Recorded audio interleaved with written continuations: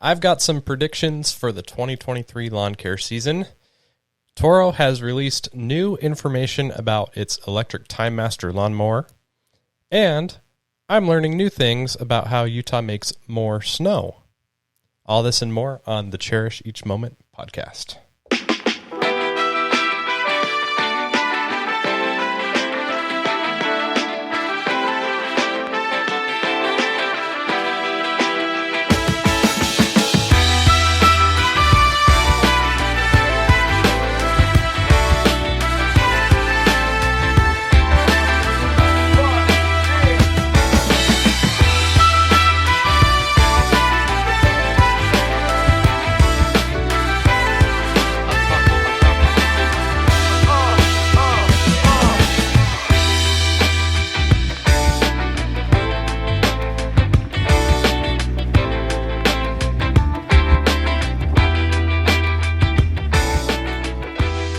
As we prepare for spring and the official start of this year's season, it's getting very close, and the closer it gets, the more anxious I get. I've got something really cool to tell you, something really cool to share, probably going to be in the next episode. So if you're not subscribed on whatever you're listening to this on, make sure you are. Got some cool stuff to share with you, a lot going on behind the scenes here. And it's not just for YouTube. So, got lots to talk about, got lots to share with you. I'm very excited. That's all I'm going to say for now. That's your tease. Hang tight. But as we prepare to kick off this 2023 lawn season, I want to put some predictions out there. I've got some thoughts, and I've shared these in my weekly email list and on Twitter. Shameless plug. If you're not subscribed to at least one of those, you can find the link in the description area. A special shout out to my guy, BYD, the Bermuda Yard Dog, Michael Bowman from the Bermuda Grass Central YouTube channel. He posted his predictions on Twitter, and it got my brain thinking and predicting. So here are my predictions and why I think so about these things. Prediction number 1. We will continue to see more robots, more robot mowers, and other robots coming in to the lawn care space. You will see more brands introduce robot mower products, just more robots in general, kind of like the weed killer robot and the other robot that had the different attachments that I talked about in the last episode of the show. Technology is going to continue to evolve and progress, and these mowers will continue to become smarter and more efficient. And as more competition enters the market, prices are going to come down. Mark my words. That's prediction number 1. Prediction number 2, 2023 will not be the best year for sales for our favorite brands. I think we're all very much aware and are feeling the effects of inflation in one way or another at this point. We've all seen prices going up on everything, even eggs. And if you haven't seen the price of eggs at the grocery store recently, I'm willing to bet you have your own chickens. My point is, prices are high, budgets are thin, and most people either aren't going to be upgrading their equipment or they're going to be looking at the used market to save some money. And that leads me to prediction number 3. Prediction number 3 is that because budgets are tight right now, companies are going to be bringing more accessory-type products to the market. So you might not be able to throw $700 to $1,000 at a new lawnmower this year, but you might be able to throw less than $100 at some type of accessory or smaller tool. I believe your favorite brands, especially those with a battery ecosystem, will continue to expand and offer smaller convenience tools and accessories that will fit a lower, more affordable price point. Prime example is Ryobi, and they've been doing this for a long time, so they're already ahead of the game. Prediction number 4, batteries are going to get better, and they're going to get more attractive. As it has for over the past decade, battery technology will continue to evolve, and we will see both longer battery life and larger capacity batteries come to market. So there you go. Those are my 4 predictions for 2023. What do you think? Do you agree? Am I crazy? Am I onto something here? I'm curious to know what you think will happen this year. A new year's always exciting. I'm going to post this on my website and remind myself to refer back to it at the close of the season and see if any of this winds up being true. There's a lot going on in lawn care land, and as fun as it is to try and stay current with all the new things going on, I think it's fun to think ahead and try and guess what's going to happen before it actually does, and just kind of see how things play out. It's fun to watch things progress. It's fun to watch new products come to market. And it's just kind of fun to look back on the year and think about what you thought might happen and compare it against how it actually happened and see how you did. Kind of fun game to play.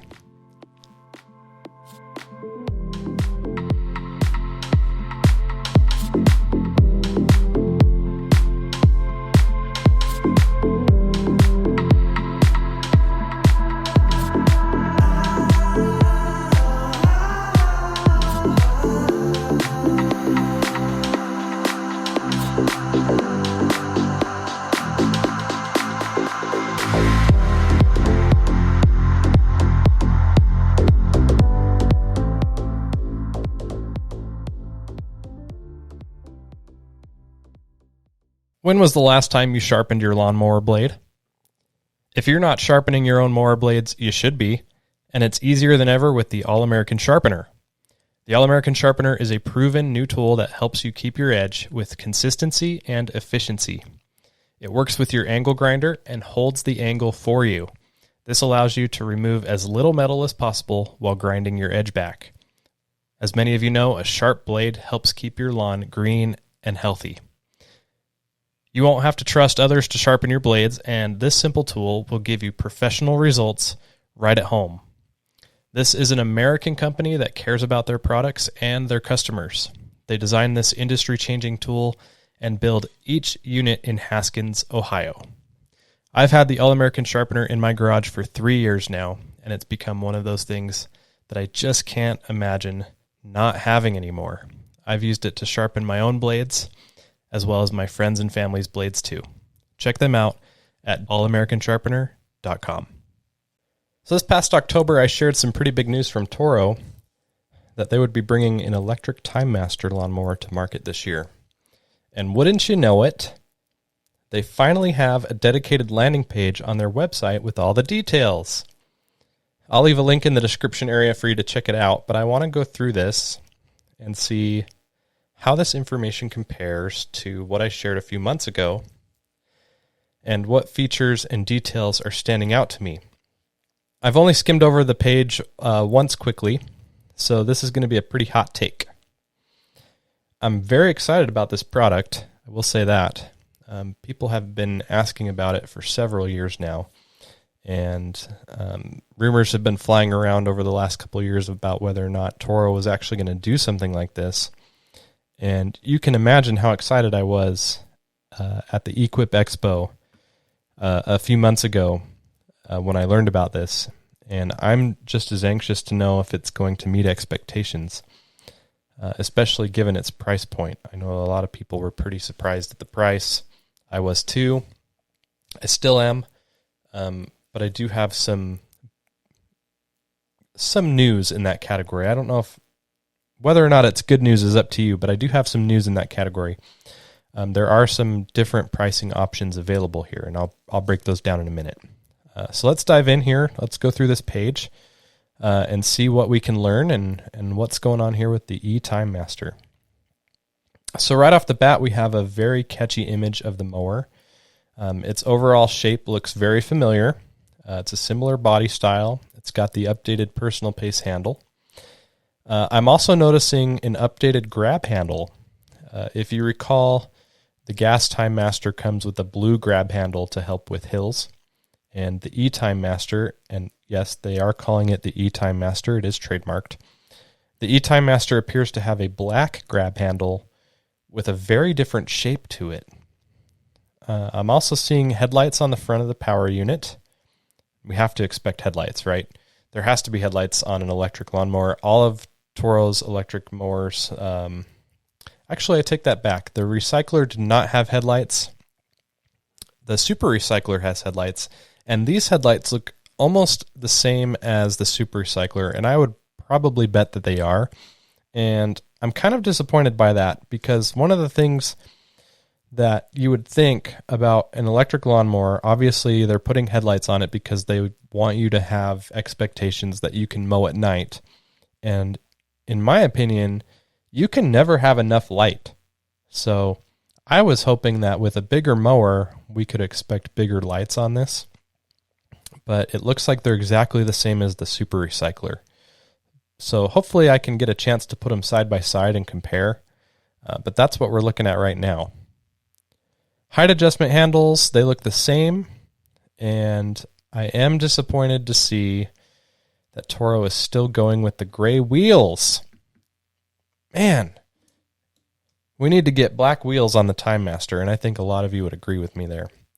A lot of us have been spraying the wheels with Plasti Dip, spraying them black, and they look so much better. In fact, I think I need to redo mine. Some of it's peeling off. I think a little bit of touch-up or just redoing it would probably be better to get them all nice and fresh. But yes, black wheels. Maybe one day, but not this time.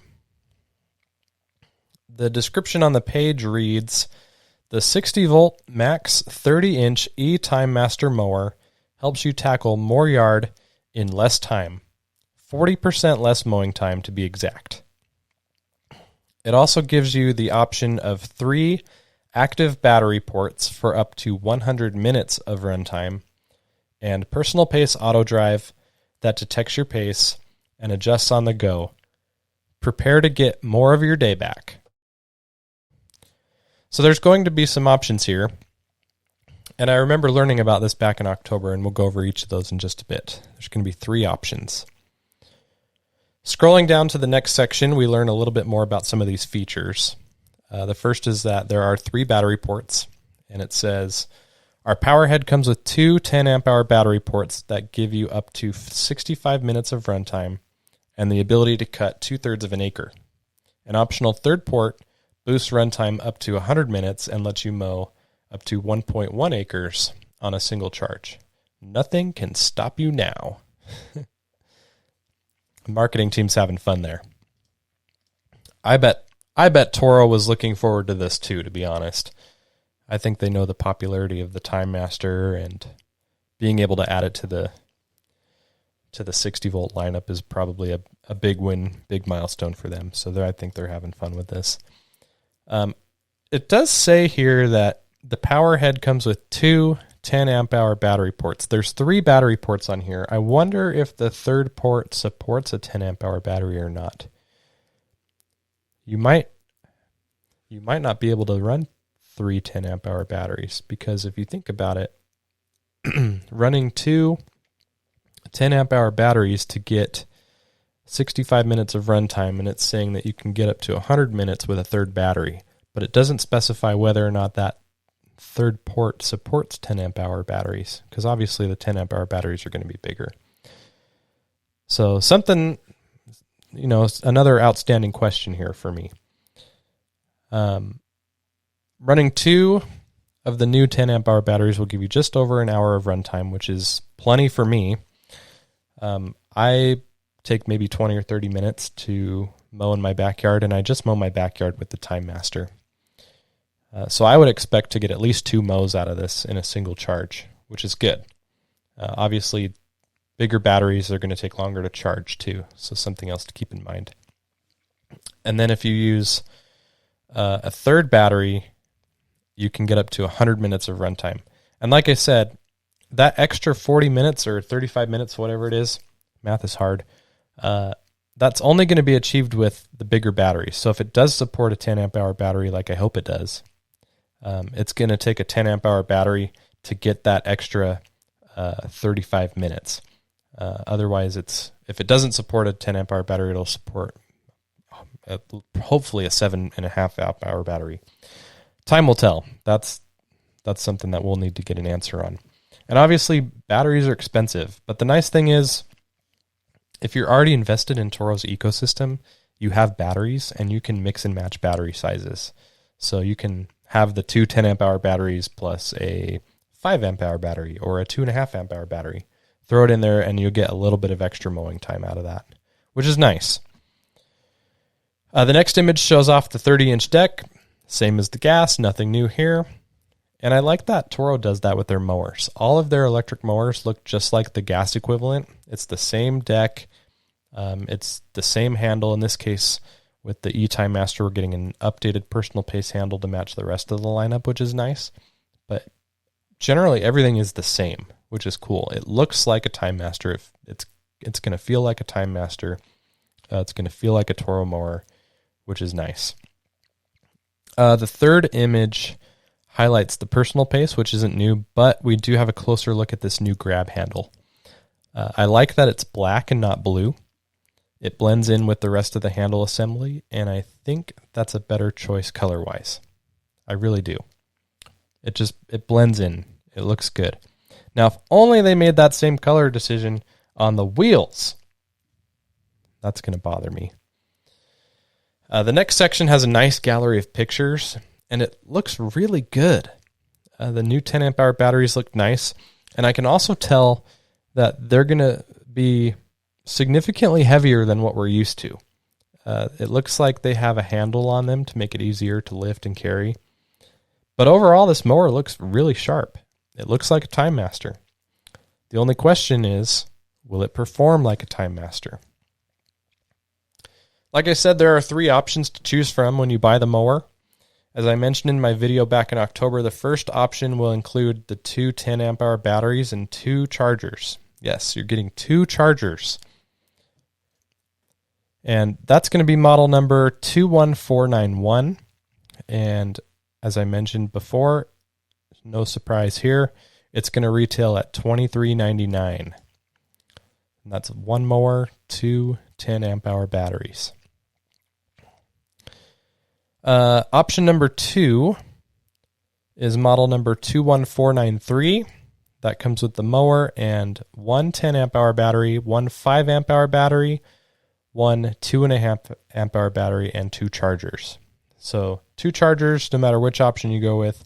This I'm considering to be the entry-level option, which they're giving you 3 batteries of different sizes so that you have the batteries for the mower, and then you can get the tool-only option for, say, a leaf blower and a string trimmer, and then you've got the smaller batteries to support those. That set is priced at $22.99, so $100 less. And the third option, which I had no idea they were going to do this, is a tool-only.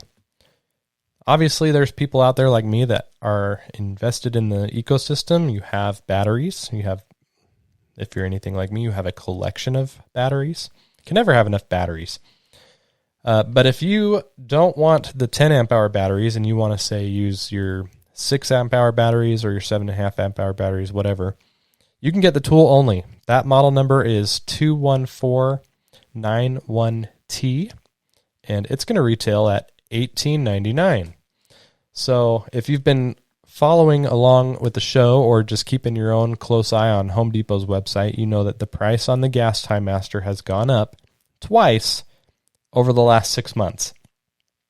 It went from $9.99 to $14.99, and now the base model gas Timemaster without the electric start, so it's just the pull start, is retailing at $15.99, and now you have the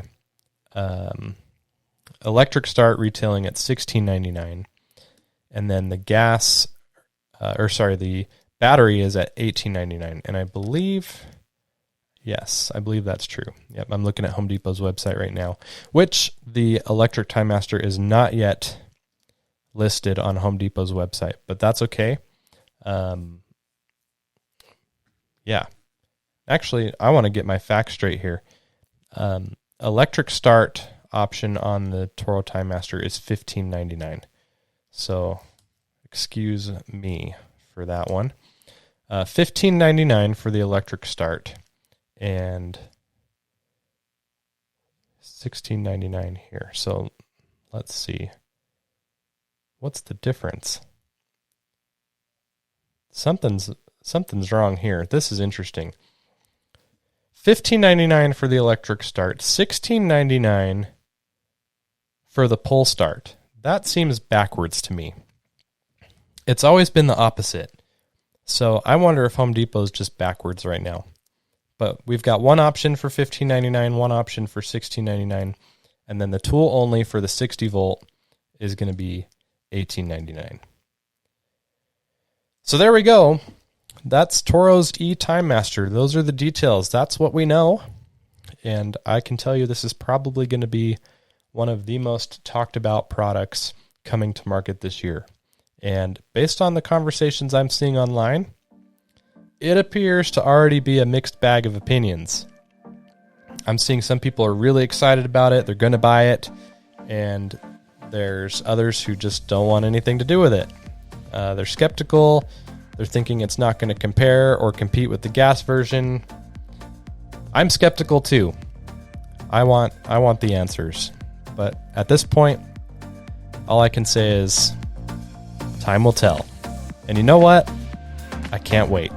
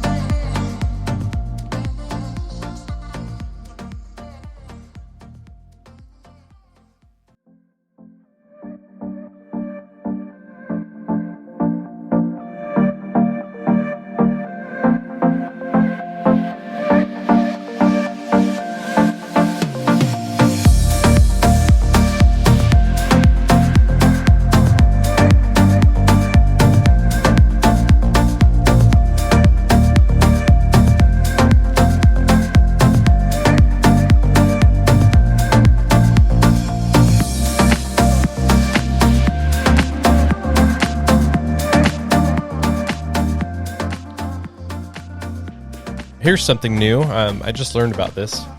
I had no idea this was a thing, but I heard it on the radio recently. With the recent snowstorms that have passed through, and by the way, Utah is around 180% above average right now as far as the snowpack is concerned. Big deal. That's awesome. We need the water so bad. But with all these storms coming through, I heard on the radio the state's Division of Water Resources has been actively cloud seeding. Cloud seeding. I had no idea about this, but this has been a practice in Utah since the 1950s. Here's what I learned from the Division of Water Resources website.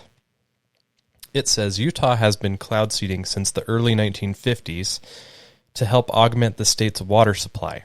The Cloud Seeding Act of 1973 gave authority to the Utah Division of Water Resources to oversee state cloud seeding projects. Ground-based seeders shoot silver iodide into winter clouds where it helps form ice crystals. These seeders are placed along foothills and higher elevations where the release of the cloud seeds is timed so that air currents carry them high into the cloud. How cool is that? Science. This process is effective because clouds are formed by water vapor and dust. Under certain natural conditions, those water droplets will freeze together around the dust and other particles, and, when heavy enough, will fall from the sky as snow. Often there is more snow that can fall, but limited by the number of particles around which ice crystals can form. That is why adding particles or seeds facilitates and accelerates the process, which may lead to more snow falling than would have under natural conditions. Since snowpack is Utah's largest reservoir, Increasing the amount of snow that falls is a win for the water supply. It doesn't work just anywhere. The conditions have to be right, and luckily, Utah's topography, climate, and reservoirs make winter snowpack enhancement cost-effective. Statistical analysis shows an average increase in precipitation of 5 to 15% in seeded areas at a cost of about $2.18 per acre foot for the additional water. The field program runs November to April and is funded jointly by the state and local water interests. Conditions must be suitable for cloud seeding. Cloud seeding can only occur when there is sufficient water in the atmosphere, which is why Utah's cloud seeding takes place only in the winter. The summer months are often too dry and don't have enough clouds to seed. The division is authorized by the Utah legislature to split costs with local sponsors up to a maximum of $350,000 per year. There is insufficient funding or local support for a summer seeding program, and Utah's semi-arid climate doesn't present the right sets of conditions to generate sufficient precipitation.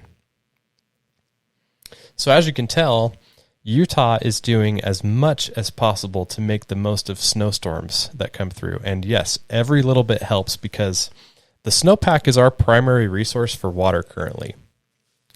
I love learning about information like this. It's just good to know that the state is doing that much more to make sure there is more water available.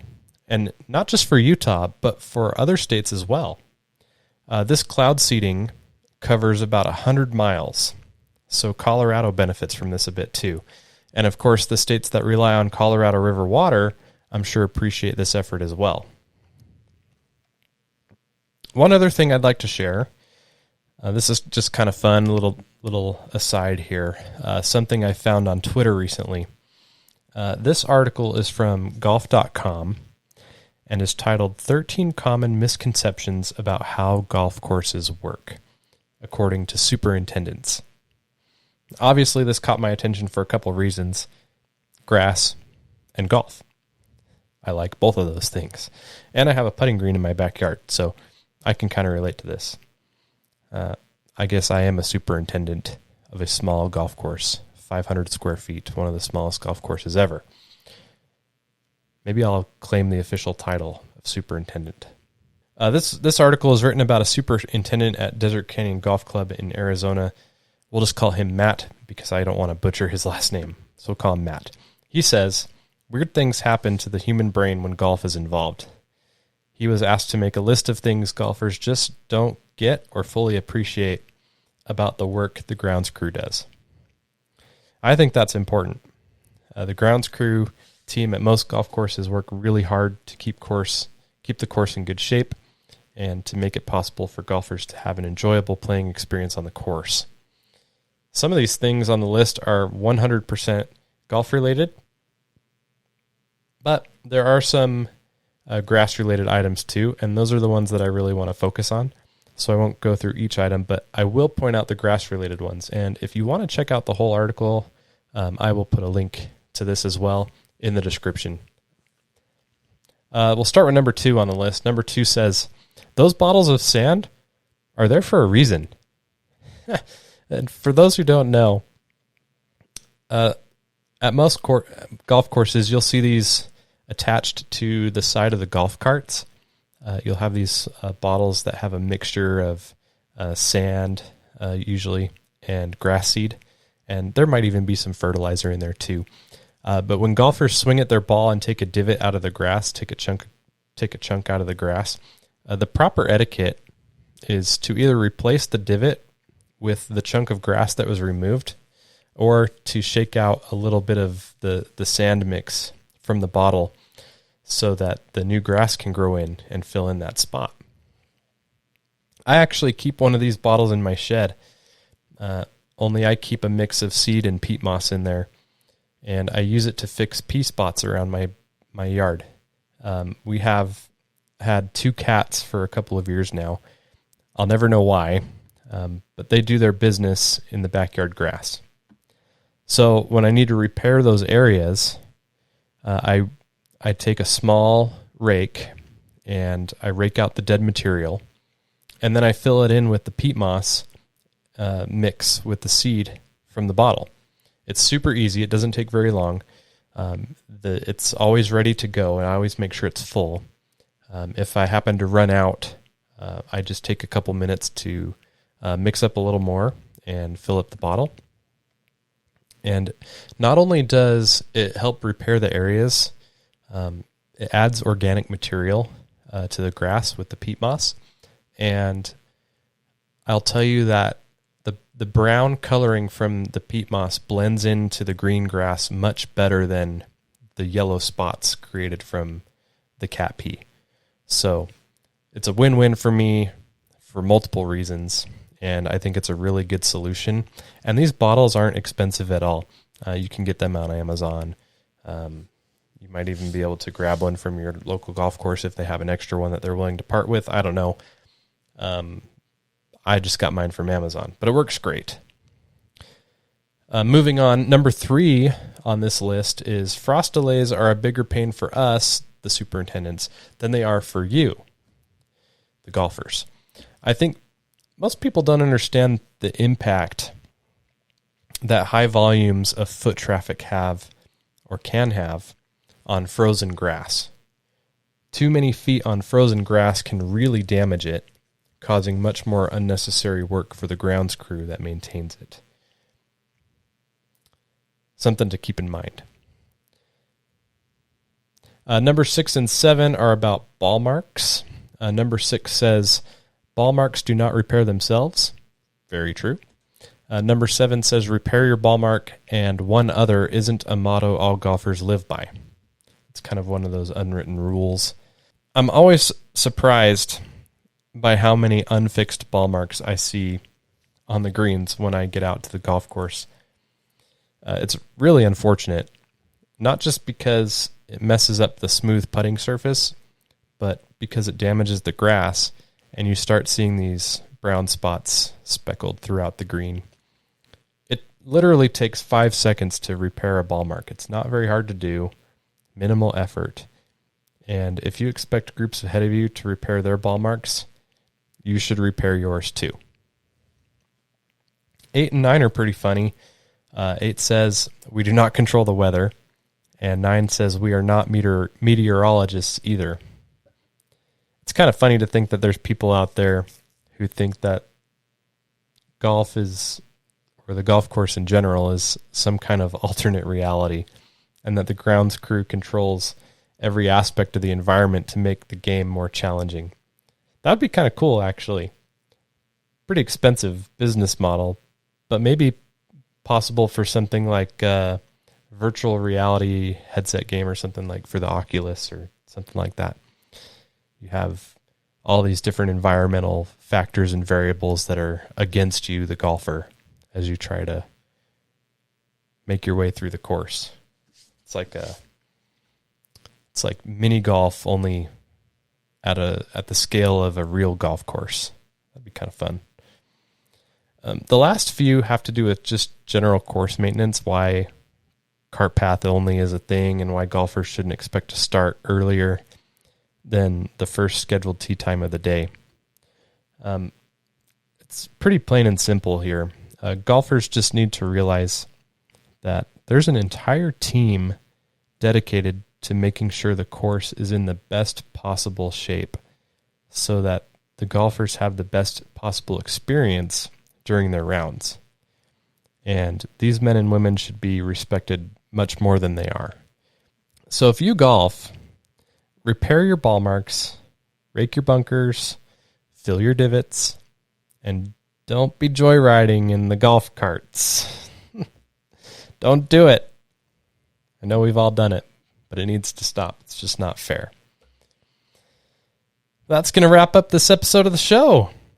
Thank you so much for listening, for cherishing these moments with me.